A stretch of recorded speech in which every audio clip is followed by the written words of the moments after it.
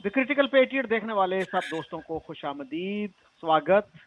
आज मेरे साथ दिल्ली से शरीक गुफ्तगू हैं अदिति त्यागी और कराची से मौजूद है मेजर नदीम।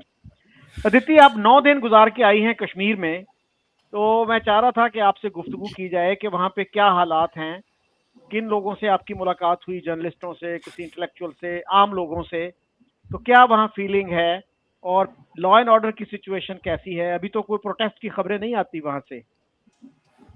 तो सबसे पहले तो थैंक यू शकील चौधरी साहब फॉर हैविंग मी। और मुझे लग रहा था आज तो आप मेजर नदीम से शुरू करेंगे, क्योंकि हमारे जम्मू कश्मीर से तो सारी पॉजिटिव ही खबर है। वहां पे जो डेवलपमेंट है वो नैरेटिव है वहां का। तो मुझे तो लगा आप मेजर साहब से शुरू करेंगे तो बढ़िया रहेगा, क्योंकि मैं जो भी कहूंगी मेजर साहब तो कुछ और ही कहेंगे ना। पहले तो मैं एक्चुअली मैं सुनना भी चाह रही हूँ मेजर साहब से, क्योंकि जो पीओके में जो प्रोटेस्ट चल रहा है पीओजेके में, उसके बाद तो अब ये कहा जा रहा है कि श्रीनगर लिबरेशन वाला चूरन फेंकना बेचना आप बंद कर दीजिए। और ये हम नहीं कह रहे, हिंदुस्तान नहीं कह रहा, ये आपसे कह रहे हैं कश्मीरी डायस्पोरा, जो कभी इंडिया के खिलाफ प्रदर्शन किया करते थे भारत के हाई कमीशन के बाहर। आज वो पाकिस्तान की फौज के खिलाफ प्रोटेस्ट कर रहे हैं, नारेबाजी कर रहे हैं। तो मुझे लगता है कि आज तो आपको शुरुआत शकील चौधरी साहब उन्हीं से करनी चाहिए। मेजर साहब, आपकी तरफ मैं आता हूं। मैंने अभी थोड़ी सी रिसर्च की इस शो के लिए, तो पता ये जी चला कि इंडियन गवर्नमेंट जो है जम्मू एंड कश्मीर, इस यूनियन टेरिटरी को तकरीबन $6 बिलियन देती है सालाना। और गवर्नमेंट ऑफ पाकिस्तान जो है एजेके और गिलगित बल्तिस्तान को, क्योंकि गिलगित बल्तिस्तान आपको पता है कि historically it is part of the state of Jammu and Kashmir, तो वो जो टोटल अमाउंट है वो 1 बिलियन से भी कम बनती है। तो इसको कैसे देखते हैं, जबकि आबादी का जो डिफरेंस है वो इतना बड़ा नहीं है। मतलब गिलगित बल्तिस्तान और एजेके की आबादी आप मिलाएं तो वो 6.5 मिलियन बनती है, और इंडियन जो है जम्मू एंड कश्मीर, उसकी आबादी बनती है कोई 13 मिलियन। सो तकरीबन डबल है। तो इस डिफरेंस को आप कैसे देखते हैं, और क्या आप समझते हैं कि Indian Jammu and Kashmir is more developed, वहाँ ज्यादा फैसिलिटीज हैं हेल्थ केयर की, एजुकेशन की, बाकी? देखिए, ऐसा नहीं है। और जाहिर है कि हमारे यहाँ ये एक इंडिपेंडेंट और इंडिपेंडेंट गवर्नमेंट है, एक इंडिपेंडेंट स्टेटस है इसका, और एक्सेशन का हमारे पास स्टेटस है। ठीक है, इंडिया ने, अगर आप जैसे बता रहे हैं, उन्होंने उनकी जो ग्रांट है या जो उनका सेंटर प्रोवाइड करता है यूनियन टेरिटरी, वो ज़्यादा अमाउंट हो सकता है, लेकिन पाकिस्तान की वहाँ पे आबादी भी कम है। ये तो आबादी आपकी एक स्टेटेड है। अदरवाइज अगर देखा जाए, मैंने पहले भी प्रोग्राम में इस आबादी का आपसे जिक्र किया था, ये पहली दफा नहीं कर रहा, ये तो क्वेश्चन आपने अभी किया कि वहाँ पे जो है वो मुश्किल से 4 मिलियन की इस वक्त आबादी है। उसमें से भी बहुत कम लोग वहाँ पे रहाइश करते हैं, क्योंकि ज़्यादातर लोग पाकिस्तान में जॉब करते हैं, पिंडी में रहते हैं और पाकिस्तान के मुख्तलिफ शहरों में रहते हैं। जो 12 सीट्स है उसमें से भी आपने देखा कि जो 6 सीट्स के इलेक्शन होते हैं पूरे पाकिस्तान के मुख्तलिफ शहरों में होते हैं, क्योंकि महाजरीन भी डिस्ट्रीब्यूटेड है। जहां तक तरक्की का ताल्लुक है, तो अगर आप उसको गूगल करेंगे तो जीडीपी पर कैपिटा अगर आप दोनों का देखेंगे तो तकरीबन आपको बराबर मिलेगा। बल्कि पाकिस्तान के आज़ाद कश्मीर का आपको जो जीडीपी पर कैपिटा, अभी आप गूगल कर लें, उनका देख लें और अपना देख लें, तो आपको पता चल जाएगा कि जीडीपी पर कैपिटा किसका ज़्यादा है। तो कोई ज़्यादा फर्क नहीं है। ये बहुत अच्छी बात है कि इन्होंने इम्प्रूवमेंट की है, कोई शक नहीं। और जिस तरह से ये कोशिश कर रहे हैं कि ये डेवलपमेंट करके और साथ साथ डेमोग्राफी, हिस्टोरिकल जो डेमोग्राफी है उसको चेंज करके, जैसे उन्होंने आर्टिकल 370 रिमूव किया, ठीक है, तो इस तरह की चीजें करके 35 में, तो ये इनका पर्पस भी यही था कि इसकी डेमोग्राफी को चेंज किया जाए, लोगों को यहाँ पे बाहर से बुला के लाया जाए, उनको अच्छा मेजर साहब, स्टेटस। आपकी आपकी आवाज ना कम हो जाती है, माइक जरा करीब रखिए ताकि आवाज सही आए आपकी। ठीक है, तो ये इसमें जो डेमोग्राफी चेंज भी ये लोग कर रहे हैं। हाँ, इन्होंने उसमें प्रोग्रेस भी किया, जैसे अमाउंट ज्यादा इन्होंने इसमें रखा है, और उसमें ज्यादा अमाउंट इनका जो है वो मिलिट्री की तरफ जाता है, क्योंकि वो मिलिटराइज जोन है। अगर आप आज भी गूगल करेंगे या दुनिया में चेक करेंगे तो आपको पता चलेगा कि इंडियन हेड कश्मीर आप डालेंगे तो आपको पता चलेगा कि हाईली मिलिटराइज जोन है, ये दुनिया के अंदर कंसिडर्ड होता है इस वक्त। जहाँ सबसे ज्यादा फौज लगी हुई है, और it is still a disputed territory के तौर पे भी इसका नाम आता है। किसी भी जगह विकिपीडिया में देख लें और भी किसी फोरम पे आप इसको चेक कर लें। ओके तो एक्चुअली मैं इनको थोड़ा सा काउंटर करना चाह रही थी। शकील चौधरी साहब, ये एकेडमिक मैं डेटा थ्रो करूंगी, आप डेटा थ्रो करेंगे, उससे ज्यादा मुझे लगता है दो चार बातें यहाँ पे फैक्चुअली करेक्ट होनी चाहिए। अभी इन्होंने एक बात बोली, हाईली मिलिटराइज जोन। भाई जो डेवलपमेंट का पैसा है वो मिलिट्री को नहीं जाता हमारे यहाँ। हमारे यहाँ मिलिट्री इकोनॉमी नहीं चलाती भाई। हमारे यहाँ मिलिट्री की कोई डेयरी नहीं चलती, कोई सड़कें नहीं नीलाम करती, कोई ओन नहीं करती कोई यूनिट को। हमारे यहाँ मिलिट्री का काम बहुत ही क्लियरली डिफाइंड है और वो अपने उसी दायरे में काम करते हैं। तो सबसे पहले तो सबको ये क्लैरिटी होनी चाहिए कि भैया ये जो पैसा देता है भारत सेंटर की तरफ से, वो पैसा जा रहा है जी मिलिट्री को, वहां पर मिलिट्री की देखरेख में। डिफेंस बजट अलग होता है हमारा, जैसे कि और किसी देश में होता है। आई एम श्योर आपके यहाँ तो खैर आई कैन अंडरस्टैंड सब घालमेल हो जाता होगा, बट हमारे यहाँ ऐसा नहीं होता। और दूसरा ये क्लैरिटी हो मेजर साहब को कि डेवलपमेंट का जो प्रोजेक्ट होते हैं वो अलग होते हैं, इंफ्रा प्रोजेक्ट्स अलग होते हैं, मेडिसिन हेल्थ केयर अलग होता है, कनेक्टिविटी अलग होती है, लोगों के लिए अपॉर्चुनिटी अलग होती है, लोगों की डेवलपमेंट अलग होती है। भारत के कश्मीर में कोई आटे के लिए प्रोटेस्ट नहीं करता। भारत के कश्मीर में आटा फ्री देती है गवर्नमेंट या राशन फ्री देती है। अभी ये बोल रहे थे जी कि यहाँ पे जो है डेमोग्राफी चेंज हो रही है, जरा सा बता दे मेजर नदीम कैसे डेमोग्राफी चेंज हुई है। Ask him to throw data on that, I need to know that. कैसे डेमोग्राफी चेंज होती है, क्या चेंज हुआ इनके हिसाब से डेमोग्राफी में? I really want to know that because I have been travelling to Kashmir. मैं साल में कम से कम 5 बार जाती हूँ कश्मीर।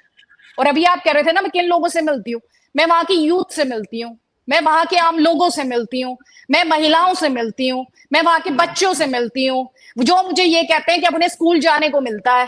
पहले हड़तालें रहती थी, मुलाजिम काम चोरी करते थे, पहले हड़तालें रहती थी, बच्चे स्कूल नहीं जा पाते थे, पहले हड़तालें रहती थी, माँ अपने बच्चे का भविष्य नहीं सोच पाती थी, पहले इतना ज्यादा टेररिज्म था कि माएं सोचती थी कि बच्चे को स्कूल भेजूं, मेरा बच्चा सेफली आएगा। आज वही माएं कहती हैं मैं सोचती हूं मेरा बच्चा आईएएस बनेगा, मेरा बच्चा मेडिसिन में जाएगा, मेरा बच्चा डॉक्टर बनेगा, मेरा बच्चा इंजीनियर बनेगा।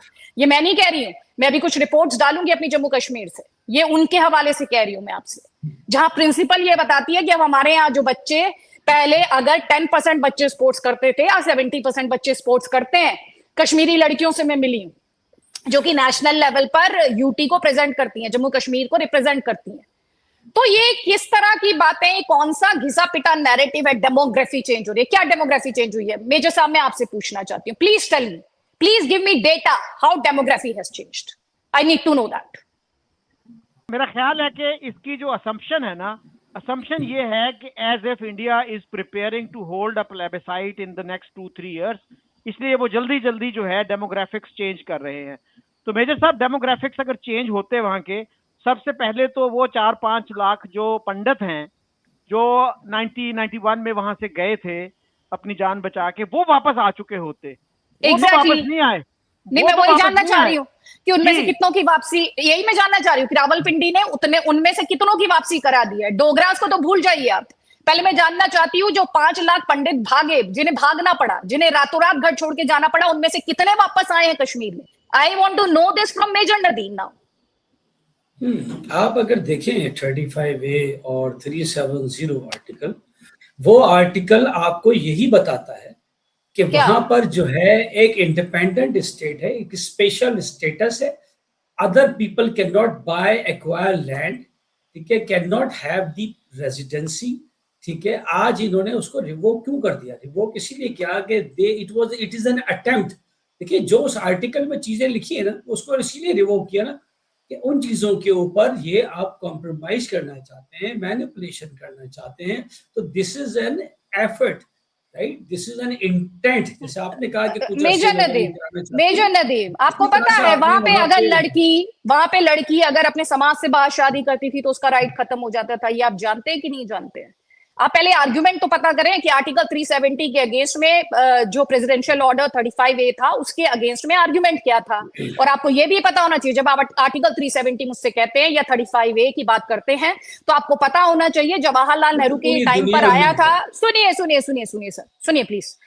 जब ये आया था उसे लेके खुद जवाहरलाल नेहरू ने ये कहा था ये घिसते घिसते खुद खत्म हो जाएगा, घिसते घिसते।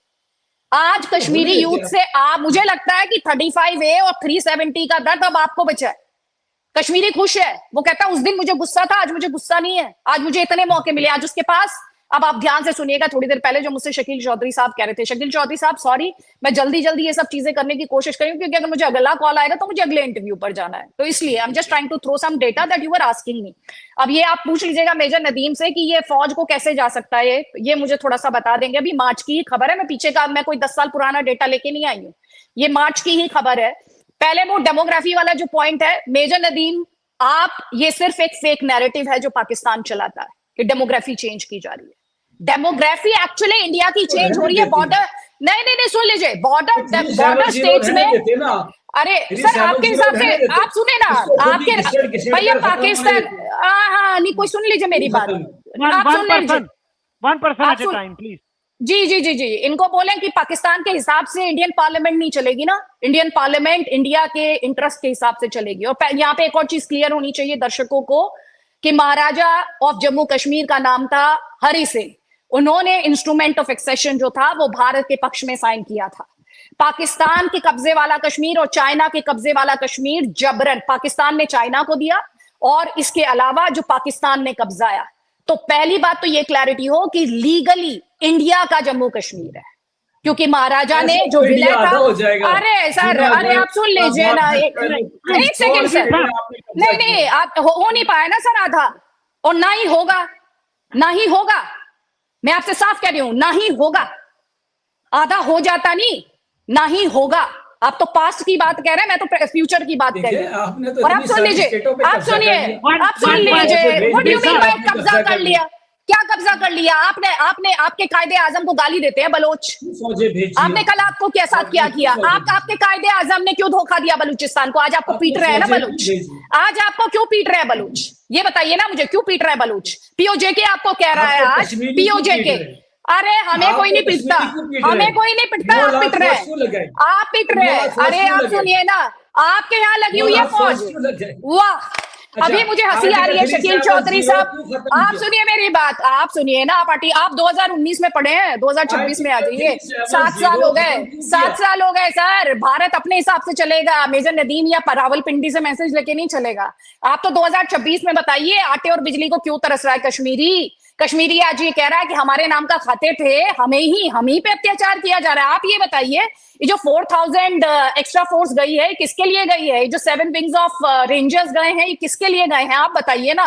And I am very happy major Nadeem, आप आर्मी में हैं, मेरी फैमिली में आर्मी में लोग हैं। आज मुझे बड़ी खुशी हुई, बहुत खुशी हुई कि एक मेजर नहीं जानता कि कितनी इंडियन आर्मी इस समय कश्मीर में लगी हुई है। And I am very happy, क्योंकि जब एनिमी आपकी ताकत को ना समझ सके तो खुश होना चाहिए, क्योंकि that enemy is in for a surprise. So I am very happy कि आपको नहीं पता कितनी फौज भारत की लगी हुई है जम्मू कश्मीर में, और क्या उसका रोल है और वो क्या करती है। ठीक है सर, तो आप ये सुन लीजिए। अरे बहुत बढ़िया, और जाइए और ऊपर जाइए, अभी तो आप बहुत नीचे है, अभी आपको और ऊपर अपना स्तर बढ़ाइए आप अपना, नहीं अभी आपको स्तर बढ़ाने की जरूरत है, आपकी ना हमारी, नहीं हमारी 12 घंटे और बढ़ाइए स्तर, और स्तर बढ़ाइए। एंड आई होप कि रावलपिंडी आप ही की तरह सोचता हो, रावलपिंडी सोचता हो। तो आई एम रियली हैप्पी कि अगर एक मिलिट्री, एक सोल्जर पाकिस्तान का ऐसे सोचता है कि 12 लाख इंडियन आर्मी बैठी हुई है जम्मू कश्मीर में। So I would take this as I would take these numbers, I will be very happy as an Indian citizen कि चलो ठीक है, इनको ये लगता है, बहुत अच्छी बात है। लेकिन आप जो डेमोग्राफी की बात कर रहे थे सर, आर्टिकल 370 7 साल पहले गया। आज जिस जम्मू कश्मीर की आप बात कर रहे हैं, आप कह रहे हैं नहीं ज्यादा फर्क नहीं है आपके मुजफ्फराबाद में। ये बताइए, जो आपने कब्जा किया हुआ है जिस मुजफ्फराबाद पे, उसमें कितने IIT हैं, कितने IIM हैं, कितने एम्स हैं? एम्स यहाँ पर हमारे जो हॉस्पिटल्स हैं उनकी बात कर रही हूँ। IIT जो टेक्नोलॉजी इंस्टीट्यूट्स हैं और मैनेजमेंट इंस्टीट्यूट्स हैं जो कि हाईली रेप्यूटेड है, मैं उनकी बात कर रही हूँ। यहाँ आपके यहाँ कितने मेडिकल कॉलेजेस हैं? और आप सुन लीजिएगा, आप तो कश्मीरी को कोट नहीं कर पाएंगे, लेकिन मैं कश्मीरी को ही कोट करूंगी, और जिस कश्मीरी को मैं कोट करूंगी वो कश्मीरी शेख अब्दुल्ला के ग्रैंडसन, सुन लीजिए, शेख अब्दुल्ला के ग्रैंडसन है, फारूक अब्दुल्ला के बेटे हैं, और 2024 में कश्मीरियों ने, जम्मू कश्मीर ने उन्हें चुना है एज CM। और वो क्या कहते हैं, अब वो ध्यान से सुनिएगा। उन्होंने सीधे तौर पर यह कहा कि प्रधानमंत्री ग्रामीण सड़क योजना, इस योजना का काम है ग्रामीण एरियाज को कनेक्ट करना, ग्रामीण एज इन रूरल एरियाज को कनेक्ट करना। उनको जिस तरीके से फेज 2, फेज 3, फेज 4 में कनेक्ट किया है, वो काबिले तारीफ है। और ये उमर अब्दुल्ला बीजेपी के नेता नहीं है, ये उमर अब्दुल्ला नेशनल कॉन्फ्रेंस के नेता हैं। ये आपको क्लैरिटी होनी चाहिए। कश्मीरी है, कश्मीरी। वो ये कहते हैं कि स्टेट ने विकास के लिए, डेवलपमेंट के लिए, कनेक्टिविटी के लिए, हॉस्पिटल, मेडिकेयर के लिए, इंडस्ट्रियल यूनिट्स के लिए, लोगों के दिलों को जोड़ने के लिए। अब आप ये बता दीजिए, दुनिया का हाईएस्ट रेलवे ब्रिज कहाँ है? आप बताइए मुझे, ऐसा ही एक ब्रिज आप बता दीजिए आपके मुजफ्फराबाद में हो तो, या कहीं आप रावलाकोट में बता दीजिए मुझे, गिलगित बाल्टिस्तान में। ये क्यों बात नहीं हुई? अरे कैसे बात नहीं हुई? कैसे बात नहीं, क्यों नहीं हुआ? ये कनेक्टिविटी की बात है, क्यों नहीं बात हुई? माउस जो है दुनिया का नहीं, आप ये बताइए ना, डेवलपमेंट की बात आप कर रहे थे। नहीं, आप डेवलपमेंट की बात कर रहे थे। अरे तो आप बताइए ना, आपको बुरा क्यों लग रहा है? हाईएस्ट रेलवे ब्रिज दुनिया का अगर कश्मीर में है तो आराम से सुनो। ना, मैं बिल्कुल जी मैं तो गुस्सा नहीं कर रही। देखिए मेरी तो आवाज ही तेज है, ठीक है, मेरी तो आवाज ही तेज है सर। लेकिन आप ये बताइए, आप भी तो 5 प्रोजेक्ट गिनवाइए ना अपने ऐसे, जिससे कश्मीरियों को बड़ा फायदा हुआ हो। आप भी बताइए कितने हजार करोड़ रुपए आपकी गवर्नमेंट ने दिए हैं, बताइए। चलिए फिर उसके बाद मैं आगे बताती हूँ कि कितने हजार करोड़ रुपए आते हैं हमारी गवर्नमेंट से, किस किस प्रोजेक्ट में आते हैं, कैसे आते हैं, बताइए। चलिए आप भी बताइए। देखिए आप लोग तो 1 मिनट में फारूक अब्दुल्ला साहब को, मुफ्ती महबूबा को टेररिस्ट डिक्लेयर कर देते हैं। वो अरे आप वो छोड़ दीजिए, कोई बात नहीं, आप उनको छोड़, अभी ना उनके अमन की आशा छोड़ फारूक दीजिए। अब्दुल्ला की और उसके बेटे की आप बात करिए, उनके पीछे आपने गने रखी हुई हैं, तो वो बेचारे बोलेंगे जो आप बोलेंगे। आप अपने सो कॉल्ड आजाद कश्मीर की बात करें, गने रखी है, अपने सो कॉल्ड आजाद कश्मीर की बात कर रहे हैं आप। गने तो वहां है, डंडे रखे हुए हैं आपने।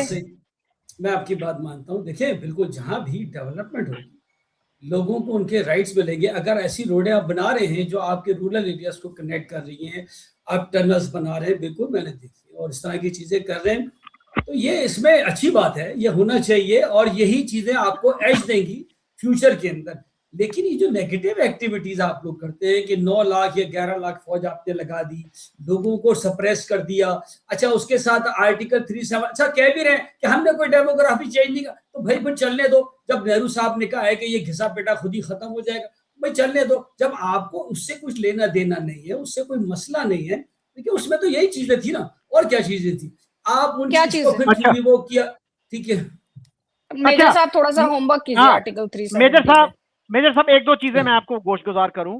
2026-27 में सेंट्रल गवर्नमेंट ने जो बजटरी सपोर्ट दी है वहां जम्मू कश्मीर गवर्नमेंट को, वो $5.2 बिलियन है, $5.2 बिलियन। और आपने पर कैपिटा इनकम की बार बार बात की, तो अभी मैंने फिगर्स चेक किए, इंडिया का पर कैपिटा इनकम है इस वक्त $2700, और पाकिस्तान का जो है उसने कहा कि 1600 से लेके 1900 तक है, depending on the matrix that you use. Generous भी आप लगा लें एस्टिमेट तो $1900 बनता है।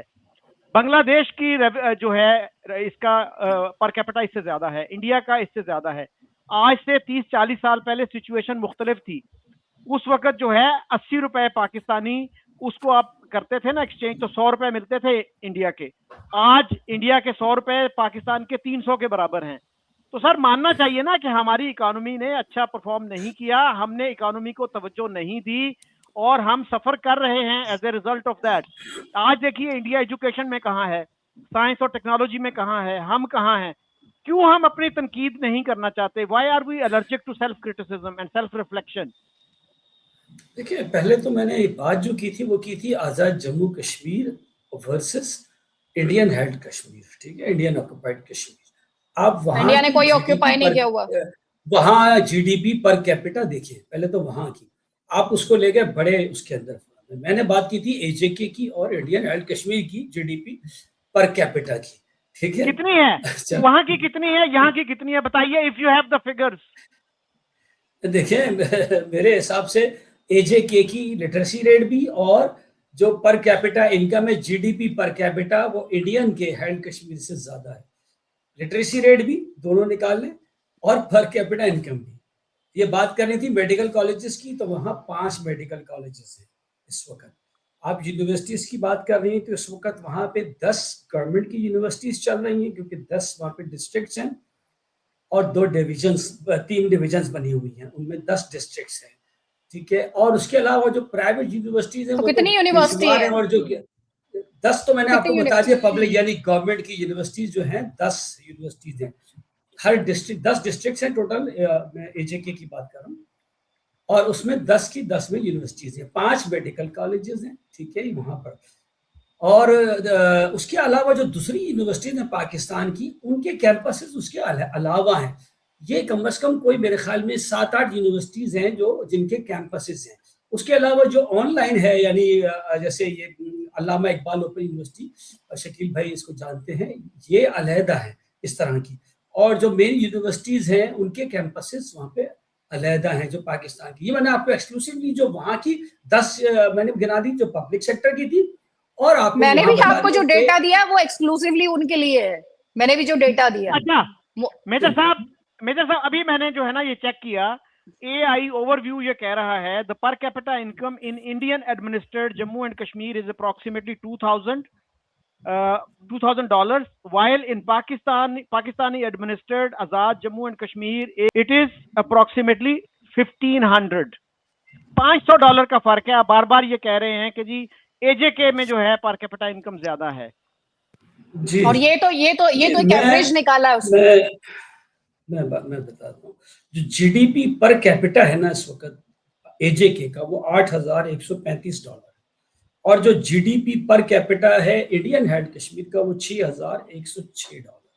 अरे सर सुनिए, आप what is the source that you are quoting? मैं आपको बता रहा हूँ, आप गूगल में जाके लिखिए, गूगल में लिखिए नहीं what is the per capita income in Indian Kashmir and Pakistani Kashmir, तो ये फिगर आपको आएगा AI ओवरव्यू से।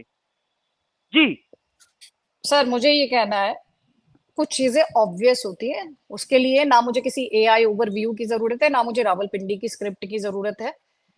मैं मेजर साहब के लॉजिक से जाऊं तो POJK में कम से कम आटे के लिए तो प्रोटेस्ट नहीं ही होना चाहिए भाई। अब इतना ये पर कैपिटा कह रहे हैं, तो उसके बाद तो भाई आटे के लिए प्रोटेस्ट की गुंजाइश कहाँ बनती है वहां पे फिर? तो क्यों हो रहा है आटे के लिए प्रोटेस्ट? क्यों हो रहा है बिजली के लिए प्रोटेस्ट? नहीं हो रहा। 38 डिमांड्स में नहीं है, नहीं है, 38 डिमांड्स में नहीं है। कहाँ से खत्म हो गए? अच्छा, आपके हिसाब से वो खत्म हो गए। आपने कितना आटा दे दिया उनको? आपने कितने का आटा दे दिया उनको? यहाँ पे सब्सिडी की जरूरत नहीं पड़ती।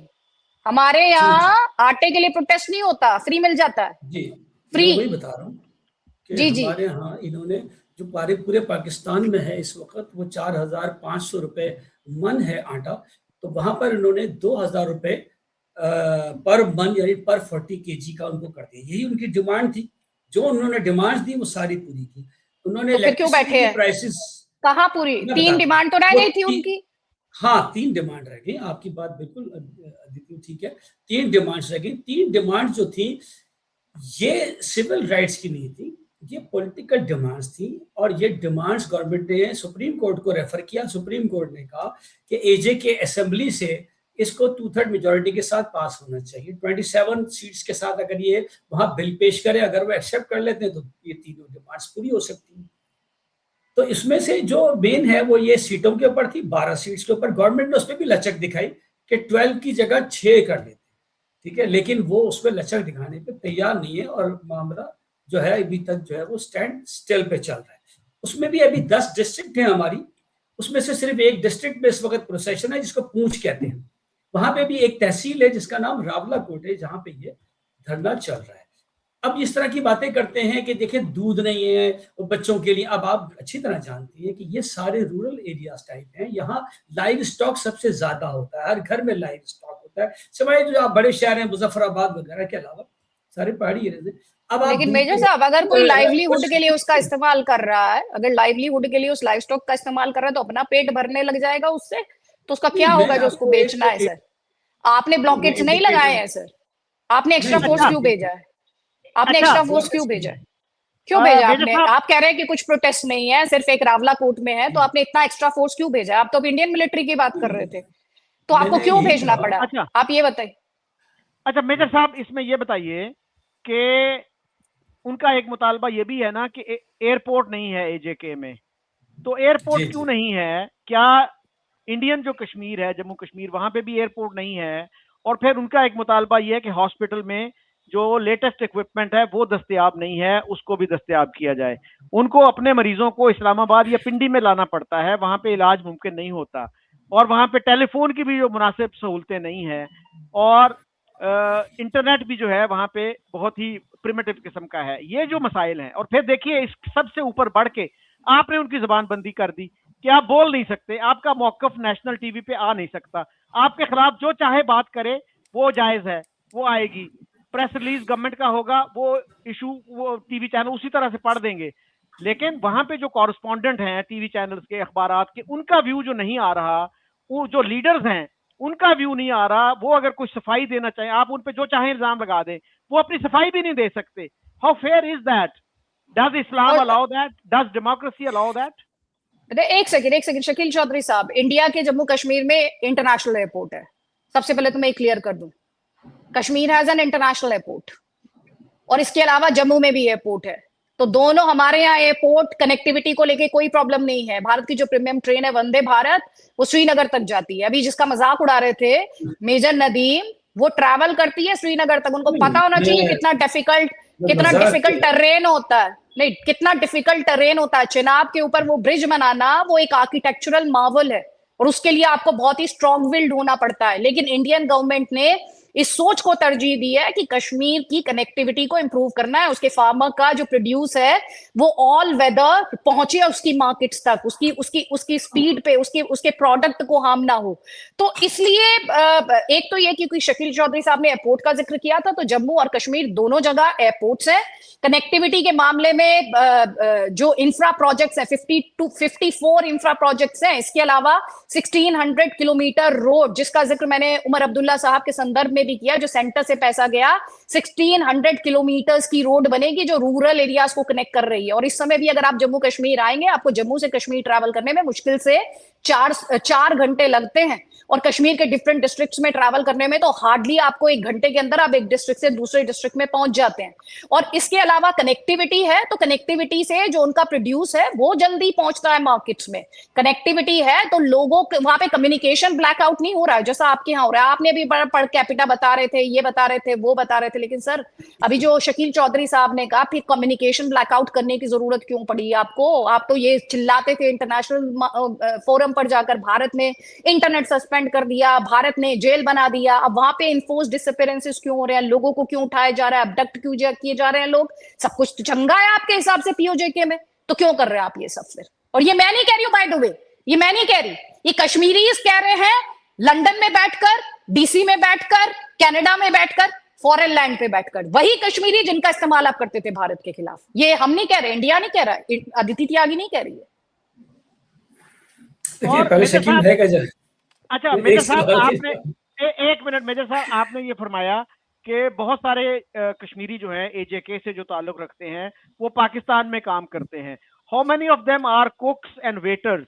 और कितने हैं जो अच्छे ओहदों पे हैं या बहुत अच्छे ओहदों वो कर रहे हैं, कमाई कर रहे हैं? अगर वहां पे अपॉर्चुनिटीज हों खुद एजेके में, तो वो लोग अपना घर बार छोड़ के रावलपिंडी में, लाहौर में और बाकी जगहों पे क्यों काम कर रहे हों?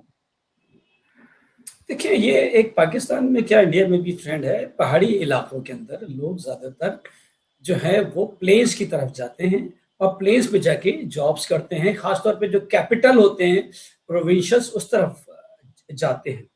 अदिति ने अच्छी बात की कि अगर इनके यहाँ 1600 किलोमीटर रोड बन रही हैं, रेलवे कनेक्टिविटी कर रहे हैं, ब्रिजेस बना रहे हैं, बहुत अच्छी बात है। देखिए, यही लोगों के लिए सहूलत है। अगर यही करते हैं तो हो सकता है कि वहां के लोग फिर दोबारा इस तरह की कोई बात ही ना करें, जैसे ये बता रही थी अभी खुद कि वहां पे टेररिज्म का क्या हाल था, बच्चे स्कूल नहीं जाते थे, वहां कम्युनिकेशन ब्लैकआउट। अरे सर, वो तो आप ही कराते थे ना।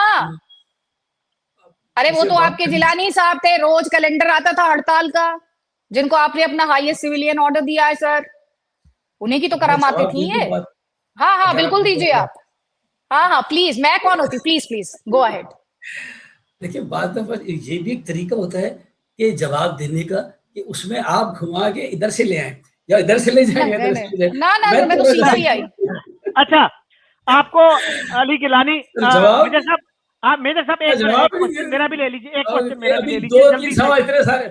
अच्छा, हाँ, एक मिनट। मैं एक्चुअली मेजर साहब किसी भी समय इसमें डिस्कशन से मुझे जाना पड़ेगा क्योंकि मेरा एक और एंगेजमेंट है, तो इसलिए मैंने आपको ये सारा चीजें दे दी।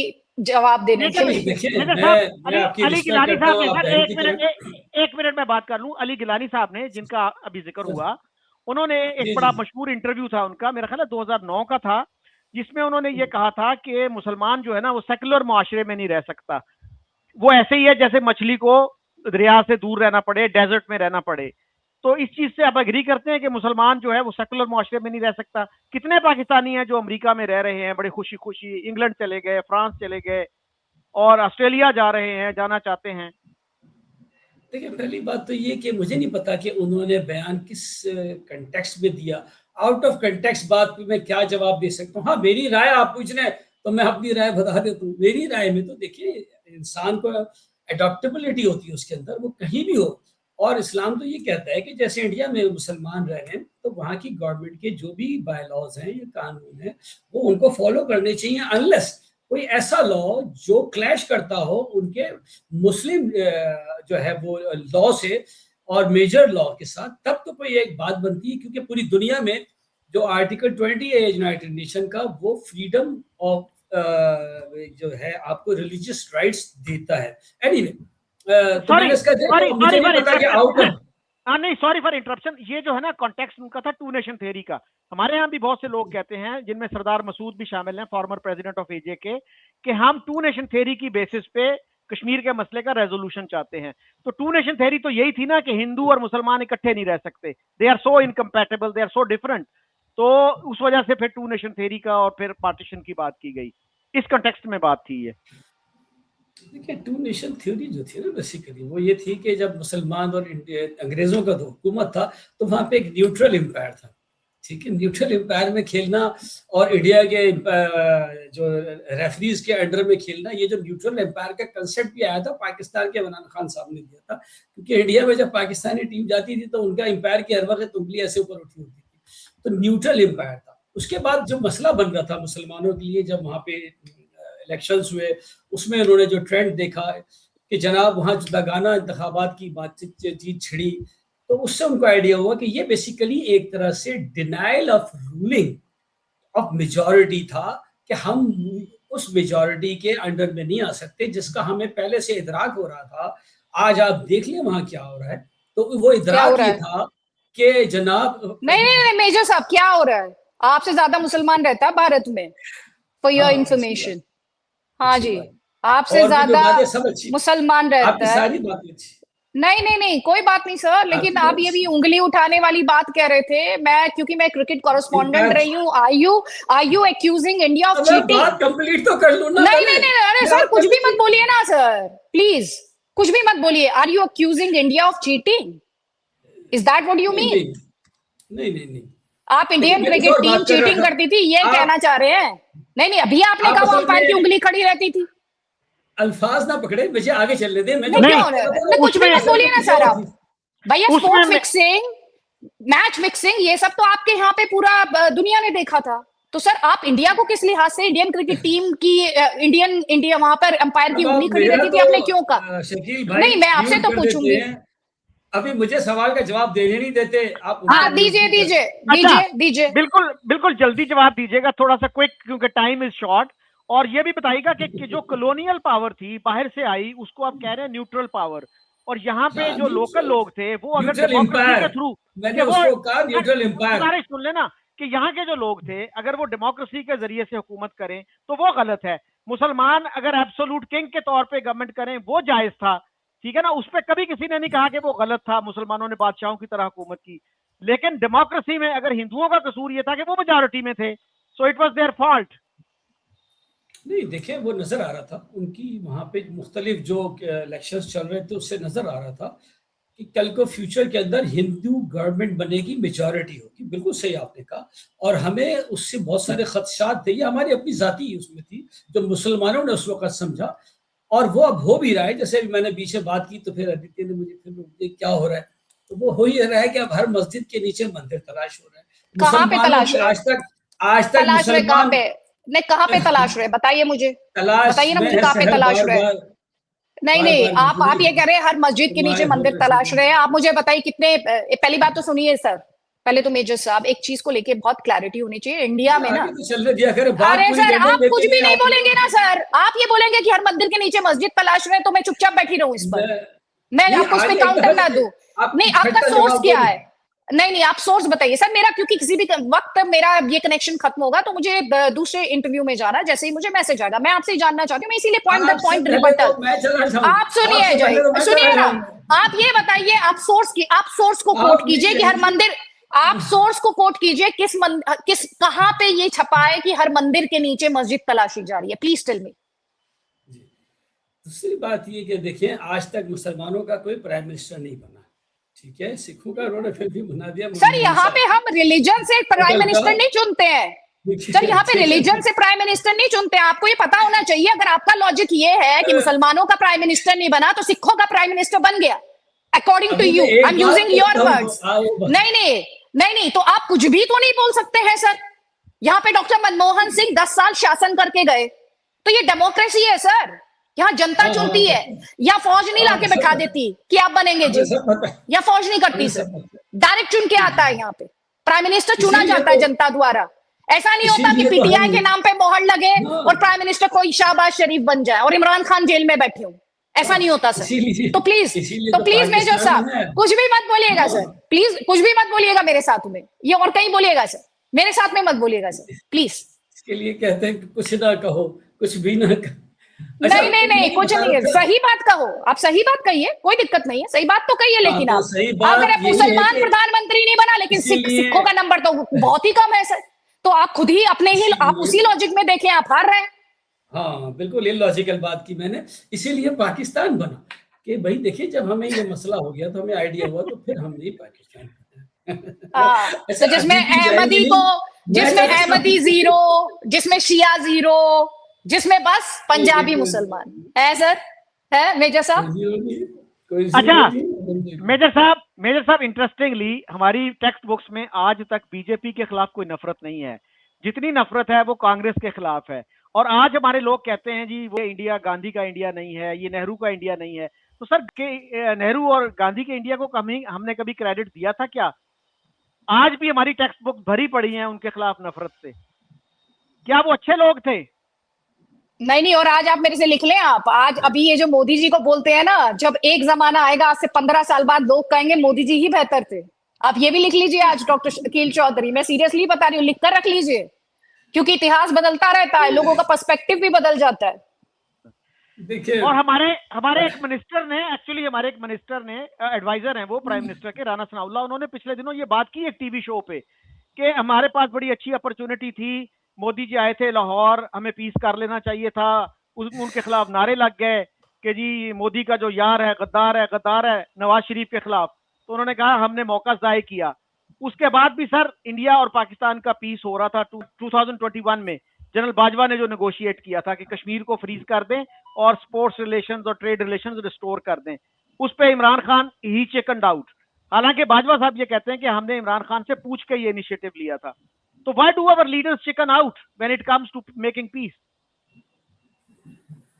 देखिए ये तो उस वक्त की क्या एनवायरनमेंट थे, क्या सिचुएशन थी, जाहिर है गवर्नमेंट डिसीजन लेती है, कोई एक सिंगल बंदा तो उस तरह से नहीं लेता। मैं तो आपको जवाब दे रहा था कि पहले बाइडन साहब थे तो दुनिया उनको कहती थी ये बाइडन साहब देखिए इधर हाथ मिला रहे हैं तो बंदा लेफ्ट पे खड़ा है, राइट पे हाथ मिला रहे हैं तो जान छूटे इनसे। तो उसके बाद ट्रम्प साहब आ गए, ट्रम्प साहब का आया तो अभी वो दुनिया टाइम गुजार रही थी कि अभी 2 साल रह गए, यार ये 2 साल कैसे गुजरेंगे। तो अभी वो लिंडसे ग्राहम साहब थे। सर इररिलेवेंट बात है सर, टाइम इज शॉर्ट। मैं आपको जवाब दूं जी, मैं जवाब दूं। तो लिंडसे ग्राहम साहब का पता चला सेनेटर के जी, वो कल को वो आ गए तो क्या होगा, वो अलग बात है कि चले गए वो, और जो है वो एनीवे तो यही वही बात है, ये कोई बातें नहीं है कि पहले उनके बारे में क्या था। देखें हर गवर्नमेंट के कुछ गुड पॉइंट्स होते हैं, कुछ बैड पॉइंट्स होते हैं। आपने बात की मोदी साहब पाकिस्तान आए, उनकी शादी में साड़ी दी, देखें ये बहुत अच्छा जेस्चर था, it was very very fantastic. बाकी आपने देखा है कि यहाँ कितना भी अच्छा जेस्चर आप कर लें, दिखा दें, जो बायस्ड लोग हैं वो उन चीज़ों को अपोज करते ही हैं। आप खुद इस बात के विटनेस हैं, अभी इंडिया के लिए जो हमने जो आशा की वो एक चली, हमने भी उसके अंदर साइन किया, हमने भी उसमें कहा कि जी हाँ we are part of that, और हमें कोई किसी से नफरत नहीं है। कि हिंदू से नफरत है या फलस्तीन, नहीं, ये लोगों की फैलाई हुई बातें हैं। हाँ, जहां तक दो कौमी नजरिए को फिर आप सवाल में लाते हैं उस तरह के लोग बीच में, तो उसकी सिर्फ वजह मैंने आपको बताई कि बिल्कुल ऐसी थी, वो डिनायल था बेसिकली ऑफ रूलिंग अंडर, ठीक है, वर्किंग अंडर रूलिंग मेजॉरिटी, ठीक है, तो उसमें था, और वो आज आप सबके सामने है कि क्या हो रहा है। बाकी अच्छे जेस्चर को अच्छा जेस्चर के तौर पे लेना चाहिए। मोदी साहब ने, आपने जिस तरह बात की है, मैंने आपको कहा कि बहुत अच्छा था, ठीक है, जिस तरह से यहाँ पर बाकी वाजपेयी साहब भी जिस तरह से उनका जेस्चर था फैंटास्टिक, बहुत अच्छी उन्होंने की, और हमें उसको अब पाकिस्तान से अगर भी मिस्टेक्स भी हुई तो अब उस चीज को लेके आगे बढ़ना चाहिए, ना कि उसी जगह एक जगह अटक जाना चाहिए। तो आप ये मानते हैं कि पाकिस्तान से मिस्टेक्स हुई? बात करें, नहीं, तो आप मानते हैं ना ये बात की मिस्टेक्स हुई, तो वो करेक्ट होनी चाहिए ना मेजर साहब। ये बहुत अच्छी बात आपने बोली है, मुझे अच्छा लगा कि आपने ये कहा कि मिस्टेक्स हुई, लेकिन वो करेक्ट होनी चाहिए ना सर। इंडिया ने क्या कहा? सिर्फ करेक्शन ही तो करने को आपसे कहा। जी, करेक्शन का यही तरीका होता है कि हम जिस तरह से हमने, ये शकील भाई को पता है कि हम लोग कोशिश कर रहे हैं, या और बहुत से लोग कोशिश, अब आप देखिए कि आप लोगों ने उधर उनको 66 टेररिस्ट डिक्लेयर कर दिया कि जी ये लोग जो है अमन की बात कर रहे हैं तो ये टेररिस्ट है, ठीक है, क्योंकि ये इस तरह से कर रहे हैं। तो ये ऐसा कहाँ, किसके कौन सा FIR हो गया जी? ऐसा कौन सा FIR हो गया जी? हाँ, बहुत अच्छी बात है आपने, कैसी नहीं सर, और इसमें शकील साहब एक छोटी सी बात मुझे बस ऐड करने दें आप, उसके बाद floor is all yours. Sir एक बात बताएं, डिबेट जो हुआ इस बात से नहीं हुआ कि चिट्ठी लिखी, डिबेट ये हुआ कि पहलगाम से लेकर आज तक क्या बदल गया, या रियासी से लेकर आज तक क्या बदल गया। आपके यहाँ से कोशिशें, नापाक कोशिशें, साजिशें लगातार होती रही हैं, आपके यहाँ टेरर कैंप्स हैं, ये मैं नहीं कहती, ये तो FATF तक आपको ब्लैकलिस्ट करने जा रहा था, मैं नहीं कह रही हूँ sir. UN designated global terrorist majority कहाँ बैठी है, वो आप मुझसे ज्यादा हंसने की बात नहीं है सर। अगर मेरा देश ऐसा होगा मैं तो चुल्लू भर पानी में डूब जाऊंगी, सच में। अगर मेरे देश के पास ये डिस्टिंक्शन होगी तो मैं तो चुल्लू भर पानी में डूब जाऊंगी। सुनिए ना, हाफिज सईद जिसपे अमेरिका की, जिसपे भारत ने नहीं, अमेरिका ने इनाम रखा हुआ है। भारत तो छोड़ दीजिए, भारत तो चलिए आपकी नजर में बायस्ड है, अमेरिका ने इनाम रखा हुआ है जिस पर। तो आप सर ये अमन की आशा कहने से थोड़ी होगा sir. You will have to walk the talk ना। आप मेरे घर पे पत्थर फेंकेंगे, आप मेरे घर पे बंदूक चलाएंगे, आप मेरे फैमिली मेंबर्स को टारगेट करेंगे, तो मैं आपसे बात करूंगी, मैं आपसे बात करने आऊंगी सर। आप एनवायरमेंट बनाएंगे ना, आप इस तरह की चीजों से पीछे हटेंगे ना। आपको मैं एक छोटा एग्जांपल देके बताती हूँ, कश्मीरी बच्चे का, और ये बच्चे के बारे में आप गूगल कर लीजिएगा। वो बच्चा बहुत छोटा हुआ करता था। नहीं, रुक लीजिए, नहीं सुनिए सर, आपने ये कहा, आपने गद्दार टेररिस्ट बता दिया, ये कर दिया। सर सवाल कुछ लॉजिकल सवाल होते हैं, उन सवालों के जवाब देना जरूरी है, और वो जवाब जरूरी है कि भैया आप पाकिस्तान में ऐसा क्या किया है। हाफिज सईद दे दिया कि मसूद अजहर दे दिया कि टेरर कैंप्स में एक्शन ले लिया, कि क्या हो गया सर? आज आपने ये हालत है पाकिस्तान की। मैं कश्मीर में बच्चों से बात कर रही थी, तो मैंने पूछा कि तुम पाकिस्तान के बारे में क्या सोचते हो, मैं डालूंगी वो रिपोर्ट। तो बच्चे ने कहा मैं क्यों सोचूंगा पाकिस्तान के बारे में, मेरा क्या लेना देना पाकिस्तान के बारे में, मेरा देश भारत है। आज वो 150 बच्चों को स्पोर्ट्स सिखाता है, वो लड़का 18 साल का। तो आप देखें ना कि कब तक मजहबी चूरण आप बेचेंगे। खत्म हो गया वो दौर, आगे बढ़िए अब उससे।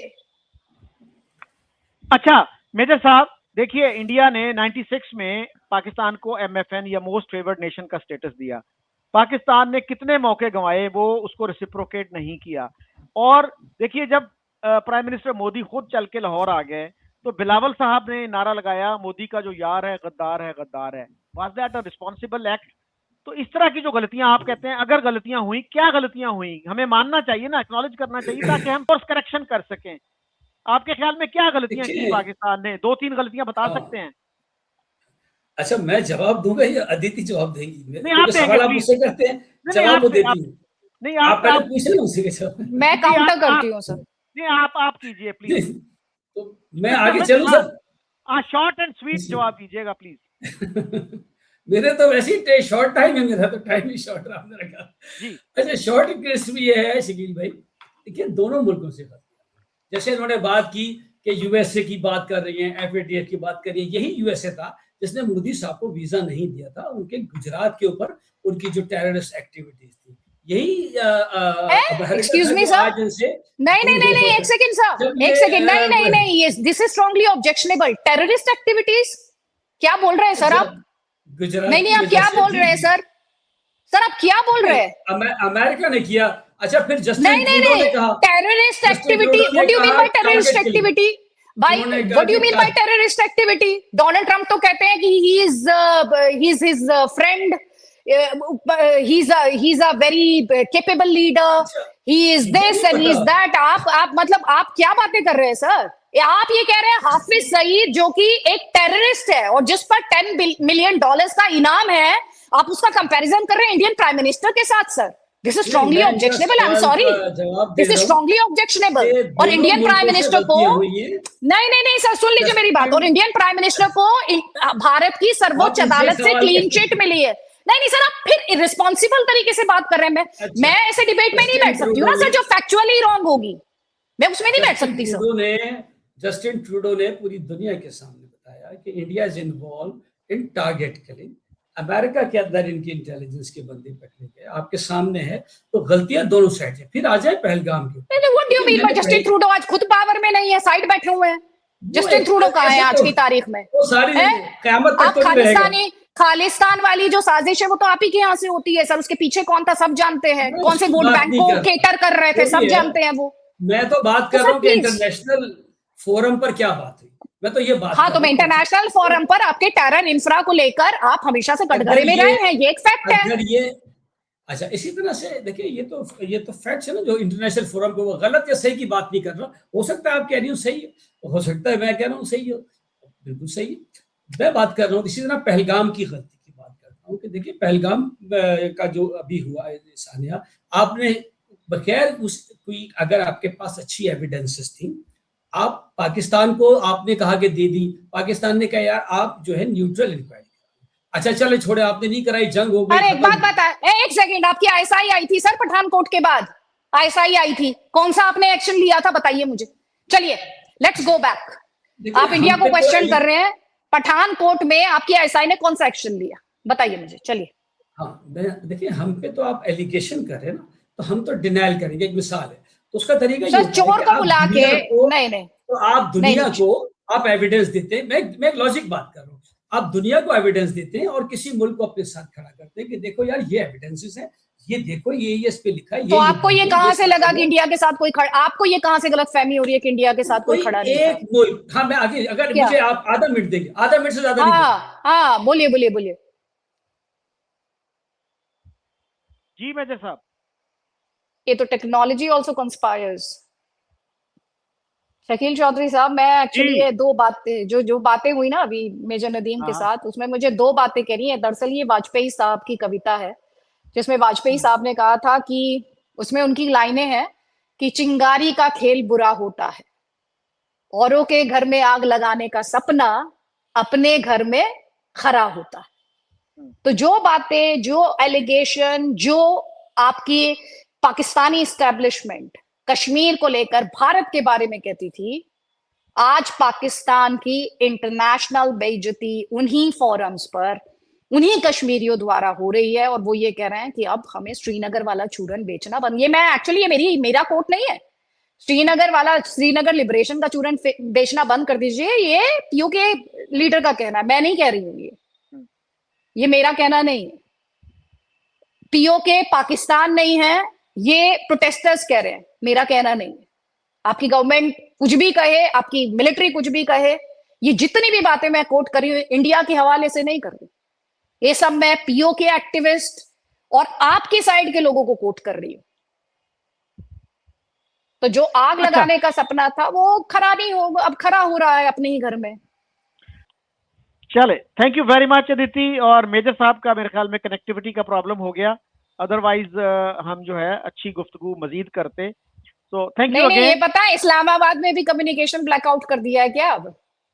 वो कराची में है एक्चुअली। अच्छा, तो कराची में भी कम्युनिकेशन ब्लैकआउट कर दिया है क्या सिंध में? I don't know. अरे मैं मजाक कर रही थी। On a lighter note, thank you so much Shakeel ji okay, for having me, I really appreciate it, thank you so much. Thank you.